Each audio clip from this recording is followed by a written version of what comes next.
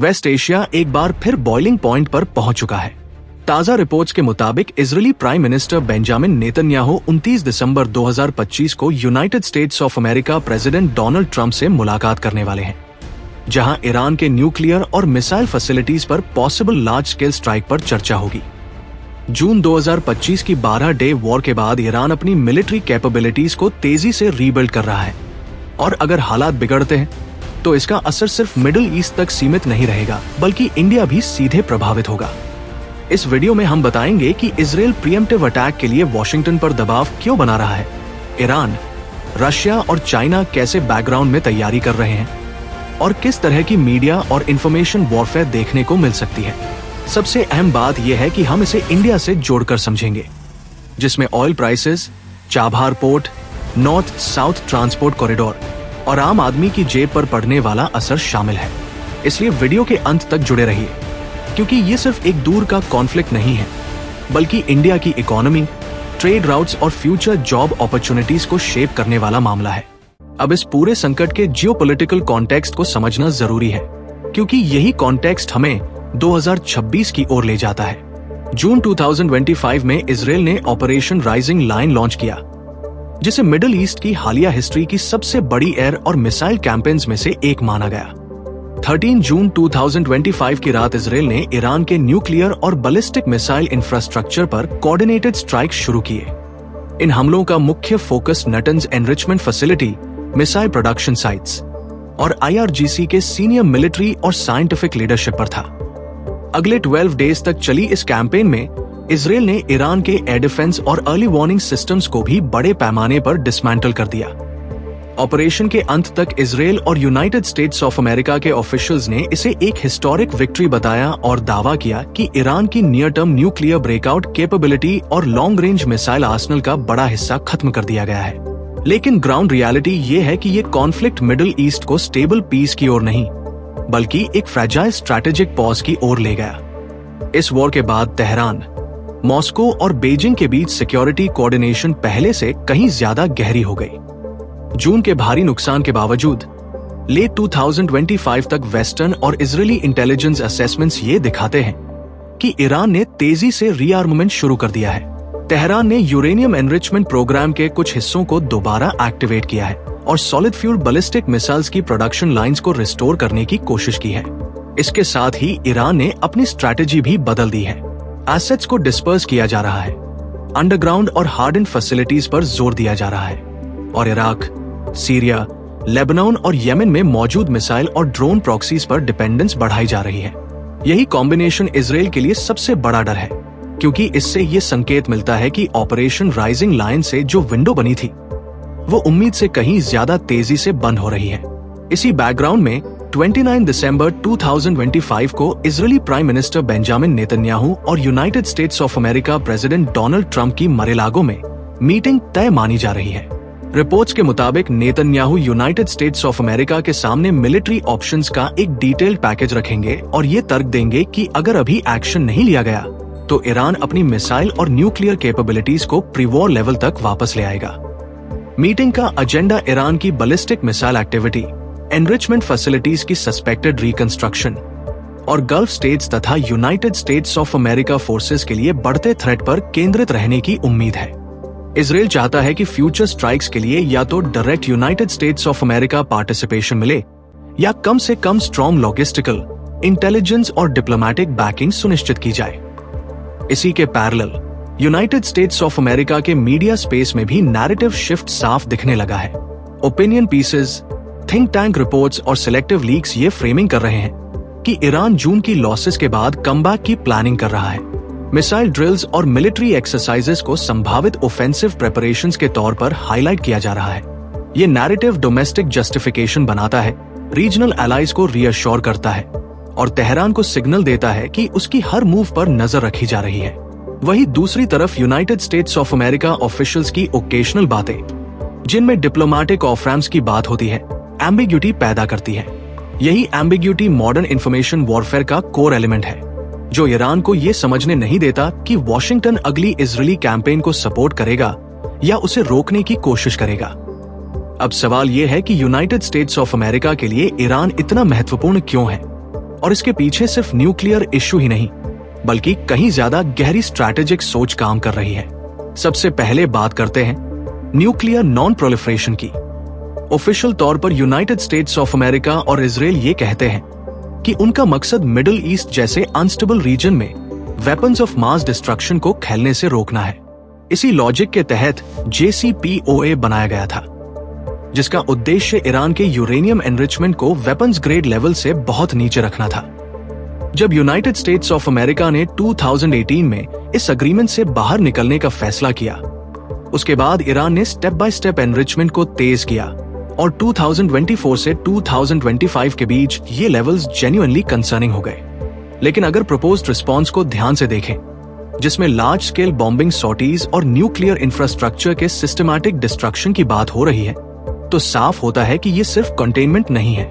Strategic language में इसे permanent structural incapacity कहा जाता है, यानी ईरान की न्यूक्लियर कैपेबिलिटी को अस्थायी रूप से रोकना नहीं बल्कि उसे दशकों तक दोबारा खड़ा करना ही नामुमकिन बना देना। ये फर्क बहुत अहम है क्योंकि कंटेनमेंट डिप्लोमेसी इंस्पेक्शंस और सैंक्शंस पर टिकी होती है, जबकि स्ट्रक्चरल इनकैपेसिटी का रास्ता sustained military pressure, regime destabilisation और लॉन्ग टर्म रीजनल अपहीवल की तरफ जाता है। अब आते हैं रीजनल पावर बैलेंस पर। ईरान केवल एक कंट्री नहीं है बल्कि मिडिल ईस्ट में एक ऐसा एक्टर है जिसकी reach Iraq, Syria, Lebanon, Yemen और गल्फ तक फैली हुई है। यूनाइटेड स्टेट्स ऑफ अमेरिका के लिए ईरान को कमजोर करना इसलिए फायदेमंद है क्योंकि इससे सऊदी अरेबिया, यूएई और दूसरे गल्फ पार्टनर्स पर प्रेशर कम होता है और उनकी सिक्योरिटी डिपेंडेंस वॉशिंगटन पर बनी रहती है, जो डेकेड्स से यूनाइटेड स्टेट्स ऑफ अमेरिका की मिडिल ईस्ट पॉलिसी का कोर रहा है। इसके साथ साथ पेट्रो डॉलर सिस्टम भी दांव पर लगा हुआ है।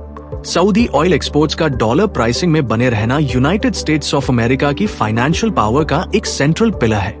अगर रीजनल बैलेंस ऐसा बदलता है जिसमें ईरान और उसके पार्टनर्स अल्टरनेटिव ट्रेड मैकेनिज्म्स को पुश करते हैं, तो ये व्यवस्था सीधे चैलेंज हो जाती है।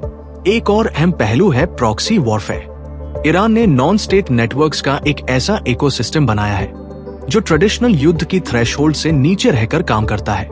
जब ईरान की स्टेट लेवल मिलिट्री कैपेसिटी कमजोर होती है, तो इन नेटवर्क्स को सप्लाई करना और सस्टेन करना भी मुश्किल हो जाता है, जिससे यूनाइटेड स्टेट्स ऑफ अमेरिका के रीजनल इंटरेस्ट्स को मिलने वाले एसिमेट्रिक थ्रेट्स सीमित हो जाते हैं। लेकिन सबसे स्ट्रैटेजिक लेयर आती है इंफ्रास्ट्रक्चर जियोपॉलिटिक्स की। यूनाइटेड स्टेट्स ऑफ अमेरिका की चिंता सिर्फ मिसाइल्स और सेंट्रीफ्यूजेस तक सीमित नहीं है, बल्कि उन कॉरिडोर्स तक जाती है जो ग्लोबल ट्रेड की जियोमेट्री बदल सकते हैं। इसी कॉन्टेक्स्ट में international north south transport corridor यानी INSTC बेहद महत्वपूर्ण हो जाता है। ये corridor Russia, central Asia, Iran और इंडिया को जोड़ने के लिए डिजाइन किया गया है और इसका मकसद सुइज कैनाल और मलाक्का जैसे ट्रेडिशनल चोक पॉइंट्स पर निर्भरता कम करना है। रेल, रोड और मैरीटाइम राउट्स के इस कॉम्बिनेशन से यूरेशियन ट्रेड को तेज, सस्ता और पॉलिटिकली इंडिपेंडेंट बनाया जा सकता है। अगर ये कॉरिडोर पूरी तरह ऑपरेशनल हो जाता है, तो शिपिंग टाइम में ड्रामेटिक रिडक्शन आएगा और मिलियंस ऑफ टन्स कार्गो हर साल मूव हो सकेगा। इससे सबसे बड़ा बदलाव ये होगा कि नॉन वेस्टर्न पावर्स को यूएस अलाइन सी लेन्स पर निर्भर नहीं रहना पड़ेगा। यही वजह है कि वॉशिंगटन इस प्रोजेक्ट को स्ट्रैटेजिक रिस्क के रूप में देखता है। INSTC रशिया को सैंक्शन से बाहर निकलने का रास्ता देता है, इंडिया को इंडिपेंडेंट कनेक्टिविटी विकल्प देता है और ईरान को इकोनॉमिक रेलेवेंस और बार्गेनिंग पावर प्रदान करता है। इस पूरे नेटवर्क में ईरान सबसे क्रिटिकल नोड है। अगर ईरान अनस्टेबल रहता है, सैंक्शंस में फंसा रहता है या लगातार मिलिट्री प्रेशर झेलता रहता है, तो कोई भी शिपिंग कंपनी, लॉजिस्टिक्स फर्म या इन्वेस्टर इस कॉरिडोर पर भरोसा नहीं करेगा। यही कारण है कि ईरान को डिस्टेबलाइज्ड रखना सिर्फ एक साइड इफेक्ट नहीं है, बल्कि ब्रॉडर स्ट्रैटेजिक आउटकम है। एक मजबूत और स्टेबल ईरान जो पोर्ट्स ऑपरेट कर सके, रेलवेज बिल्ड कर सके और लॉन्ग टर्म ट्रेड गारंटीज दे सके, वो मौजूदा वेस्टर्न डोमिनेटेड ट्रेड सिस्टम के लिए सीधा चैलेंज बन जाता है। इसलिए जब भी आप ईरान को लेकर टेंशंस, स्ट्राइक्स या सैंक्शंस की खबरें देखते हैं, तो उन्हें केवल सिक्योरिटी लेंस से नहीं बल्कि इंफ्रास्ट्रक्चर और ग्लोबल पावर बैलेंस के एंगल से भी देखना जरूरी है, क्योंकि असली खेल वहीं खेला जा रहा है। अब इस पूरी जियोपॉलिटिकल पिक्चर का सबसे प्रैक्टिकल और इंडिया सेंट्रिक हिस्सा आता है और वह है international north south transport corridor, जिसे संक्षेप में INSTC कहा जाता है। ये कॉरिडोर इंडिया के लिए सिर्फ एक ट्रांसपोर्ट प्रोजेक्ट नहीं है, बल्कि आने वाले दशकों की ट्रेड सिक्योरिटी और स्ट्रैटेजिक ऑटोनॉमी की बैकबोन है। इंस्टीसी एक मल्टीमोडल कनेक्टिविटी नेटवर्क है जो रशिया, सेंट्रल एशिया, ईरान और इंडिया को रेल, रोड और सी राउट्स के जरिए जोड़ता है। इसकी टोटल लेंथ लगभग 7,200 किलोमीटर है और इसका मूल उद्देश्य यूरेशियन ट्रेड को ऐसे रास्ते देना है जो western controlled maritime choke points पर निर्भर न हो। इस कॉरिडोर की नींव ईयर 2000 में इंडिया, ईरान और रशिया के बीच हुए अग्रीमेंट से पड़ी थी और समय के साथ इसमें Azerbaijan, Belarus, central Asian countries और हाल के वर्षों में पाकिस्तान जैसे नए पार्टिसिपेंट्स जुड़े हैं। गल्फ रीजन के कई देशों ने भी इसमें इंटरेस्ट दिखाया है, जो इसके ग्रोइंग रेलेवेंस को साफ दर्शाता है।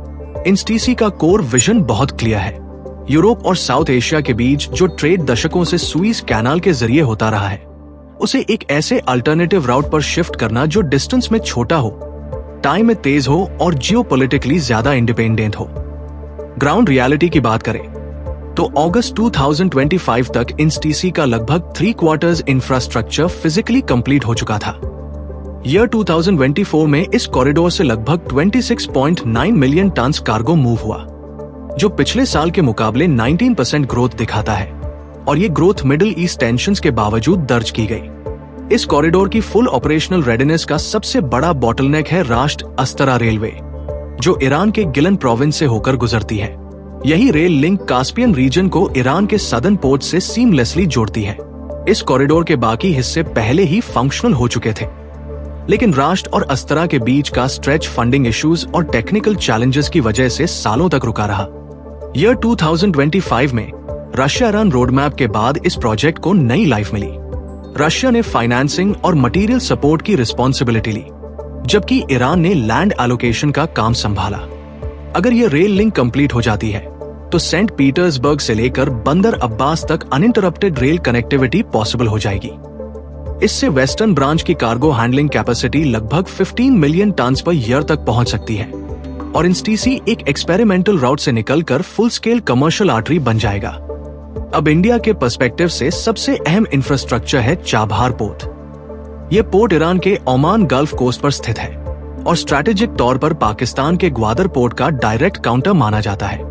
चाबहार की सबसे बड़ी खासियत ये है कि ये ईरान का इकलौता पोर्ट है जिसे डायरेक्ट ओपन ओशन एक्सेस मिलता है। इंडिया की government owned company India ports global limited इस पोर्ट के शाहिद बहश्ती टर्मिनल को ऑपरेट करती है और ये arrangement long term operational control के साथ इंडिया को ऑन ग्राउंड प्रेजेंस देता है। चाबहार की करंट कैपेसिटी लिमिटेड है, लेकिन एक्सपांशन के बाद इसे 5 टाइम्स तक बढ़ाने की योजना है। इस पोर्ट की रियल स्ट्रेंथ तब सामने आएगी जब इसे चाबहार बजाहिदान रेलवे से फुली कनेक्ट कर दिया जाएगा। ये रेल लिंक पोर्ट को ईरान के इंटरनल रेल नेटवर्क से जोड़ती है और इंडिया को अफगानिस्तान, सेंट्रल एशिया और आगे इंस्टीसी के पूरे लैंड कॉरिडोर तक डायरेक्ट एक्सेस देती है, बिना पाकिस्तान की जियोग्राफी पर निर्भर हुए। आज इंस्टीसी की सबसे बड़ी प्रॉब्लम कैपेसिटी नहीं, बल्कि इंफ्रास्ट्रक्चर कंस्ट्रेंट्स है। Iran theoretically hundreds of millions of tons transit handle कर सकता है, लेकिन प्रैक्टिकल लेवल पर रोड डिपेंडेंसी, रेल वेगन्स की कमी और सैंक्शंस रिलेटेड इन्वेस्टमेंट इश्यूज इसकी यूटिलाइजेशन को बहुत नीचे रखते हैं। वंस की प्रोजेक्ट्स कंप्लीट हो जाते हैं तो कंबाइंड वेस्टर्न और ईस्टर्न ब्रांचेस मिलकर 20 to 25 million turns per year से ज्यादा कार्गो हैंडल कर सकेंगे। यह स्केल इंस्टीसी को सुइज राउट का जेन्युइन अल्टरनेटिव बना देता है। एफिशिएंसी कंपैरिजन भी इंस्टीसी के पक्ष में जाता है। इंडिया से यूरोप तक कार्गो जहां ट्रेडिशनल राउट से 45 डेज से ज्यादा लेता है, वहीं इंस्टीसी के जरिए वही जर्नी लगभग 18 डेज में पॉसिबल है और कॉस्ट भी लगभग 30% कम पड़ती है। इंडिया के लिए इसका मतलब केवल चीपर लॉजिस्टिक्स नहीं है, इसका मतलब है ट्रेड राउट डाइवर्सिफिकेशन, रशियन और सेंट्रल एशियन मार्केट्स तक डायरेक्ट एक्सेस और इंडियन एक्सपोर्टर्स के लिए जियोपॉलिटिकल रिस्क का रिडक्शन। स्ट्रैटेजिकली देखें तो चाबहार इंडिया को इंडियन ओशन और अरेबियन सी में इंडिपेंडेंट फुटप्रिंट देता है, अफगानिस्तान तक पाकिस्तान को बाईपास करके पहुंचने का रास्ता देता है और सेंट्रल एशिया में इंडिया की क्रेडिबिलिटी को स्ट्रेंथन करता है। सबसे अहम बात यह है कि इंस्टीसी इंडिया को स्ट्रैटेजिक ऑटोनॉमी देता है। जब ट्रेड राउट्स वेस्टर्न कंट्रोल से बाहर आते हैं तो फॉरेन पॉलिसी डिसीजंस पर एक्सटर्नल प्रेशर अपने आप कम हो जाता है। इसी वजह से इंस्टीसी केवल एक लॉजिस्टिक्स कॉरिडोर नहीं है, बल्कि एक पावर शिफ्टिंग इंफ्रास्ट्रक्चर प्रोजेक्ट है। यही कारण है कि ये कॉरिडोर जितना इंडिया के लिए अपॉर्चुनिटी है, उतना ही ग्लोबल पावर पॉलिटिक्स के लिए डिसरप्शन भी है।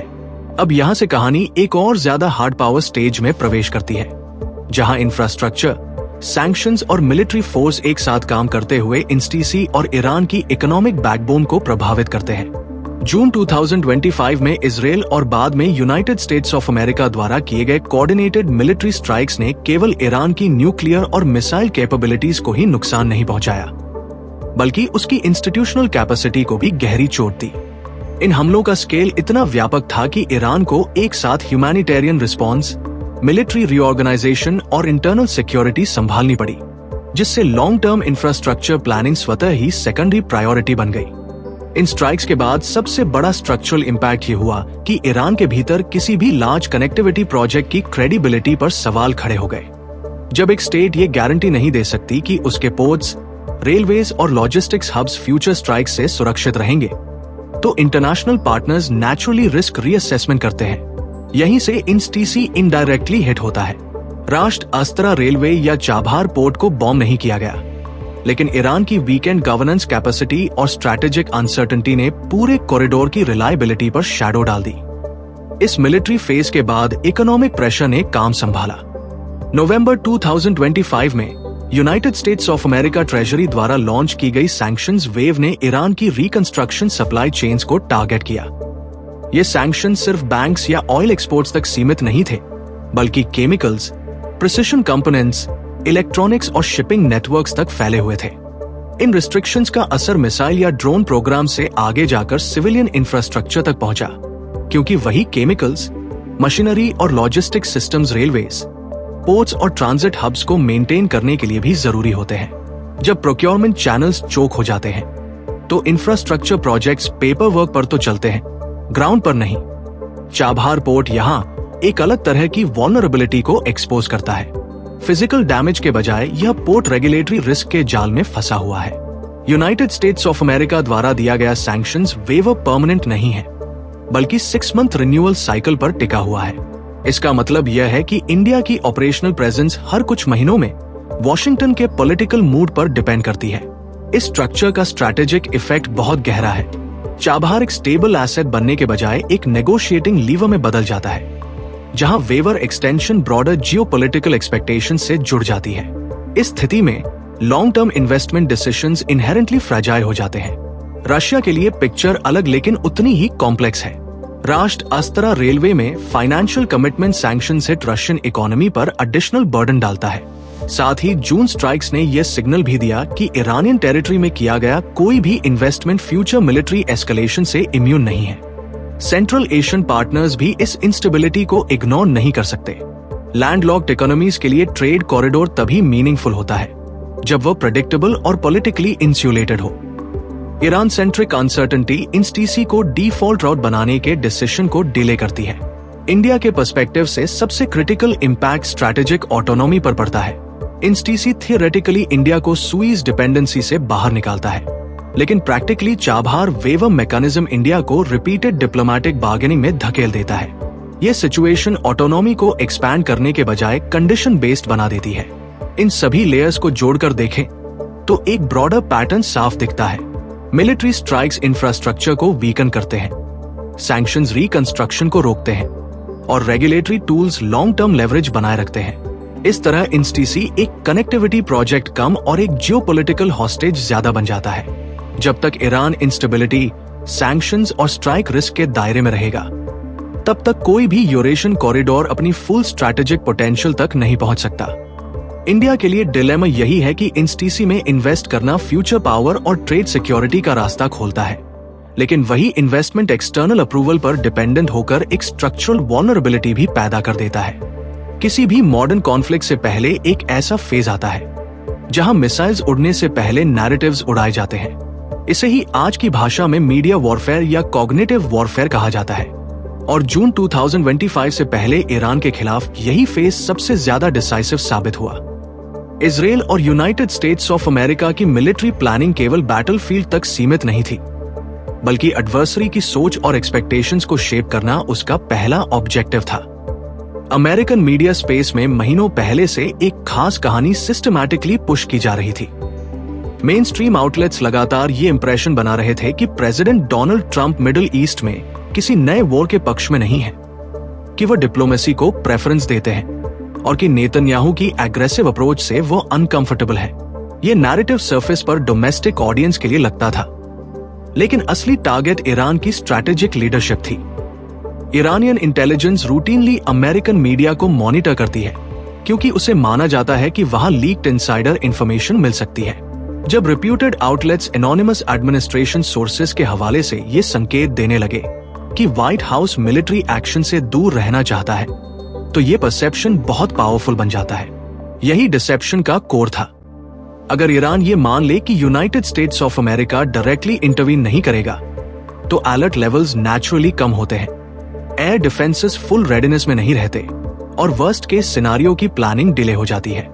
इस इंफॉर्मेशन कैंपेन की खास बात यह थी कि गवर्नमेंट ऑफिशियली कुछ डिनाई भी नहीं कर रही थी और ओपनली कंफर्म भी नहीं कर रही थी। कॉन्ट्रडिक्शंस जानबूझकर छोड़ी गई, जिससे रिपोर्ट्स लीक ट्रूथ जैसी लगे। यही एम्बिग्यूटी कॉग्निटिव वॉरफेयर का सबसे इफेक्टिव हथियार होती है। जब इजराइल ने इनिशियल स्ट्राइक्स किए, तो ईरान ने कॉन्फ्लिक्ट को लार्जली बायलैटरल मानकर रिस्पॉन्स प्लान किया। अमेरिकन इन्वॉल्वमेंट को सेकेंडरी पॉसिबिलिटी समझा गया, क्योंकि मीडिया नैरेटिव ने यही एक्सपेक्टेशन बिल्ड की थी। फिर डिसाइसिव मोमेंट आया, जब यूनाइटेड स्टेट्स ऑफ अमेरिका के लॉन्ग रेंज बॉम्बर्स अचानक ऑपरेशनल पिक्चर में आए। उस समय ईरानियन एयर डिफेंस सिस्टम्स और command structures full spectrum huge strike के लिए साइकोलॉजिकली और टैक्टिकली प्रिपेयर्ड नहीं थे। सरप्राइज केवल मिलिट्री नहीं था, बल्कि मेंटल भी था। इस मीडिया ड्रिवन मिसकैलकुलेशन का इफेक्ट मेजरेबल था। इंफ्रास्ट्रक्चर डैमेज कहीं ज्यादा सीवियर हुआ, रिकवरी टाइमलाइन लंबी खिंच गई और स्ट्रैटेजिक कॉन्फिडेंस को लास्टिंग शॉक लगा। यह दिखाता है कि मॉडर्न वॉरफेयर में इंफॉर्मेशन ऑपरेशंस ऑक्सिलरी नहीं होती, बल्कि किनेटिक स्ट्राइक्स की फाउंडेशन होती है। पहले बिलीफ सिस्टम वीकन किया जाता है और फिर फिजिकल टारगेट्स पर हमला किया जाता है। इस लेवल की कोऑर्डिनेशन तभी संभव होती है जब political leadership, defence planners, intelligence agencies और मीडिया इकोसिस्टम एक ही स्ट्रैटेजिक डायरेक्शन में काम कर रहे हों। यह सवाल भी यहीं से उठता है कि जर्नलिज्म कहां खत्म होती है और स्टेट पावर प्रोजेक्शन कहां शुरू होती है। आने वाले समय में, खासकर 2026 की ओर बढ़ते हुए, ऐसे मीडिया पैटर्न्स दोबारा दिखना ऑलमोस्ट इनएविटेबल है। डिप्लोमेसी की बात, रिस्ट्रेंट की लैंग्वेज और लीक डिसएग्रीमेंट्स की स्टोरीज अक्सर प्री कॉन्फ्लिक्ट सिग्नलिंग का हिस्सा होती है। फ्यूचर कैंपेन्स और भी सोफिस्टिकेटेड होंगी। Social media amplification, multi language narratives और AI driven content adversary decision making को कंफ्यूज करने के लिए इस्तेमाल किए जाएंगे। इंडिया जैसे देशों के लिए इसका लेसन बहुत क्लियर है। इंफॉर्मेशन न्यूट्रलिटी एक इल्यूजन है और ब्लाइंड ट्रस्ट किसी एक मीडिया इकोसिस्टम पर स्ट्रैटेजिक वल्नरेबिलिटी बन सकता है। आज जियोपॉलिटिक्स केवल बॉर्डर्स और बेसिस की लड़ाई नहीं है, ये बिलीफ्स, परसेप्शंस और एक्सपेक्टेशंस की लड़ाई है। और जो इस इनविजिबल बैटलफील्ड को कंट्रोल करता है, वही एक्चुअल बैटलफील्ड में एडवांटेज लेता है। ट्रंप के दूसरे कार्यकाल में अमेरिका इजराइल संबंध केवल मजबूत नहीं हुए हैं, बल्कि वे क्वालिटेटिवली बदल चुके हैं। पहले टर्म में जहां इजराइल को समर्थन लार्जली ट्रांजैक्शनल था, वहीं अब ये समर्थन आइडियोलॉजिकल और स्ट्रक्चरल दोनों बन चुका है। इजराइल अब केवल एक एलाई नहीं, बल्कि मिडिल ईस्ट में अमेरिकन स्ट्रैटेजी का सेंट्रल पिलर बन चुका है। इस बदलाव का सबसे स्पष्ट संकेत ट्रंप की वह सार्वजनिक स्वीकारोक्ति है, जिसमें उन्होंने ओपनली इजरायली लॉबी की ऐतिहासिक शक्ति को एक्नॉलेज किया। अमेरिकन पॉलिटिक्स में जहां आमतौर पर लॉबिंग इन्फ्लुएंस को डिनाई या सॉफ्टन किया जाता है, ट्रंप ने इसे न केवल मान्यता दी, बल्कि ये संकेत भी दिया कि उनकी प्रेसिडेंसी में इस इन्फ्लुएंस को दोबारा मजबूत किया जाएगा। ये बयान सिर्फ रेटोरिक नहीं था, बल्कि सिग्नल था। सिग्नल कांग्रेस को, सिग्नल मीडिया को और सिग्नल इजराइल को कि व्हाइट हाउस अब किसी भी एम्बिग्यूटी में नहीं रहेगा। प्रो इजराइल पोजीशनिंग अब बैकस्टेज समझौता नहीं, बल्कि ओपन डॉक्ट्रिन बन चुकी है। इसका प्रैक्टिकल असर कांग्रेस में दिखा। इजराइल की आलोचना करने वाले वॉइसेस को आइडियोलॉजिकल डिसएग्रीमेंट की तरह नहीं, बल्कि मॉरल डेवियंस की तरह फ्रेम किया गया। जब पॉलिसी क्रिटिक को प्रेजुडिस के रूप में प्रस्तुत किया जाता है, तो डिबेट का दायरा अपने आप सिमट जाता है। यही ओवरटन विंडो का स्ट्रैटेजिक रिपोजिशनिंग है। मिलिट्री स्तर पर यह अलाइनमेंट और भी स्पष्ट है। जून 2025 में अमेरिकन बॉम्बर्स का ईरानियन टारगेट्स पर हमला केवल सपोर्ट नहीं था, बल्कि जॉइंट एग्जीक्यूशन था। टारगेटिंग, टाइमिंग और डैमेज असेसमेंट सब इंटीग्रेटेड थे। इसका मतलब यह था कि इजराइल की मिलिट्री प्लानिंग अब यूज कैपेबिलिटीज को डिफॉल्ट अजम्पशन मानकर चल रही है। दूसरे कार्यकाल में यह इंटीग्रेशन और गहरी होने वाली है। इंटेलिजेंस शेयरिंग अब एपिसोडिक नहीं, बल्कि कंटिन्यूअस है। स्ट्रैटेजिक डिसीजंस अब कंसल्टेशन नहीं, बल्कि कोऑर्डिनेशन के जरिए लिए जा रहे हैं। इजराइल इनिशिएटिव लेता है, लेकिन एग्जीक्यूशन आर्किटेक्चर अमेरिकन पावर पर टिकी होती है। दिसंबर 29 की ट्रंप नेतन्याहू मीटिंग इसी प्रोसेस को फॉर्मल शेप देने जा रही है। ये केवल रिव्यू मीटिंग नहीं है, बल्कि नेक्स्ट फेज का ब्लूप्रिंट है। ईरान के खिलाफ फ्यूचर स्ट्राइक्स अब हाइपोथेटिकल नहीं, बल्कि टाइमलाइन ड्रिवन प्लानिंग का हिस्सा है। इस अलाइनमेंट का सबसे बड़ा इम्प्लीकेशन यह है कि रिस्ट्रेंट की आखिरी परत भी हट चुकी है। प्रीएम्प्टिव स्ट्राइक्स अब एक्सेप्शन नहीं, बल्कि नॉर्मलाइज्ड टूल बनते जा रहे हैं। इंटरनेशनल लॉ, प्रोपोर्शनैलिटी और एस्केलेशन कंट्रोल जैसे कॉन्सेप्ट्स सेकेंडरी हो रहे हैं। इंडिया जैसे देशों के लिए इसका अर्थ सीधा है। मिडिल ईस्ट में इंस्टेबिलिटी बढ़ेगी, एनर्जी मार्केट्स वॉलेटाइल रहेंगे और ईरान सेंट्रिक कनेक्टिविटी प्रोजेक्ट्स लगातार रिस्क में रहेंगे। नॉन अलाइनमेंट अब पैसिव पोस्चर नहीं रह सकता, बल्कि एक्टिवली डिफेंडेड स्ट्रैटेजी बनानी पड़ेगी। ट्रंप का दूसरा कार्यकाल केवल पॉलिसी कंटिन्यूएशन नहीं है, ये पावर हायरार्की का स्पष्ट डेक्लेरेशन है, जहां इजराइल को रीजनल डोमिनेंस और अमेरिका को ग्लोबल एनेबलर की भूमिका दी जा चुकी है। इस नए ऑर्डर में न्यूट्रलिटी कठिन है, एम्बिग्यूटी कॉस्टली है और इंफॉर्मेशन वॉरफेयर उतनी ही निर्णायक है जितनी मिसाइल्स और बॉम्बर्स। अब सवाल ये नहीं है कि मिडिल ईस्ट में कॉन्फ्लिक्ट होगा या नहीं, बल्कि ये है कि अगर ये कॉन्फ्लिक्ट होता है तो इंडिया पर इसका असर कितना गहरा होगा। इस पूरी जियोपॉलिटिकल चेसबोर्ड में इंडिया सीधे टारगेट पर नहीं है, लेकिन कॉन्सिक्वेंसेस की लाइन ऑफ फायर में जरूर है। सबसे पहला और सबसे तात्कालिक खतरा ऑयल प्राइसेस का है। इंडिया अपनी एनर्जी जरूरतों के लिए भारी रूप से इंपोर्टेड क्रूड पर निर्भर है। जैसे ही गल्फ रीजन में इंस्टेबिलिटी बढ़ती है, मार्केट्स पैनिक मोड में चले जाते हैं। फ्यूचर्स ट्रेडिंग, स्पेकुलेशन और इंश्योरेंस प्रीमियम्स मिलकर प्राइसेस को ग्राउंड रियलिटी से कहीं ऊपर ले जाते हैं। इसका सीधा असर इन्फ्लेशन, रुपी और इंटरेस्ट रेट्स पर पड़ता है।